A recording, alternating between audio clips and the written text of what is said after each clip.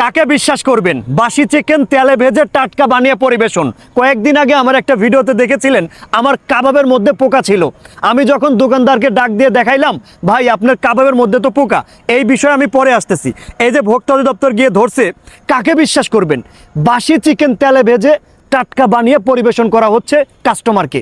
এখন আবার প্রশ্ন আসতে পারে, হাশেম ভাই তাহলে কি আমরা গিয়ে খাবার খাবো না? খাবার খাবেন, ঠিক আছে ভাই, কিন্তু সচেতনতা রেখে।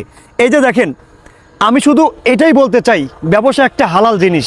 সেই ব্যবসা যদি আপনারা হারাম বানিয়ে নেন, এইটার জবাবদিহি দেশের কাউরে না করতে হলেও আল্লাহ রাব্বুল আলামিনের দরবারে গিয়ে ঠিকই করতে হবে।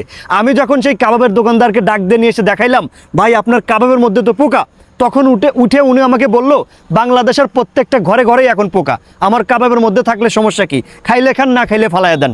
তো এই সমস্ত দোকানদারদের জন্য বলতে চাই, ভাই আল্লাহ রাব্বুল আলামিনের দরবার কিন্তু আপনার জন্য প্রস্তুত, হিসাবটা তার কাছেই দিয়েন। এই যে বাসি চিকেন তেলে ভাই যে আবারও পরিবেশন করছেন, এতে করে কিন্তু মানুষের স্বাস্থ্য নষ্ট হচ্ছে। আর সেই সমস্ত দোকানদারকে ধিক্কার জানাই যারা এই সমস্ত কাজ করে। অনুতপ্ত না থাকলে সেটা কিন্তু অপরাধী। ভুল করার পরে যদি অনুতপ্ত হয় তাহলে তাকে ক্ষমা করা যায়, কিন্তু ভুলের পরে যে দোকানদার অনুতপ্ত না, তাদের বিচারের আওতায় আনা উচিত।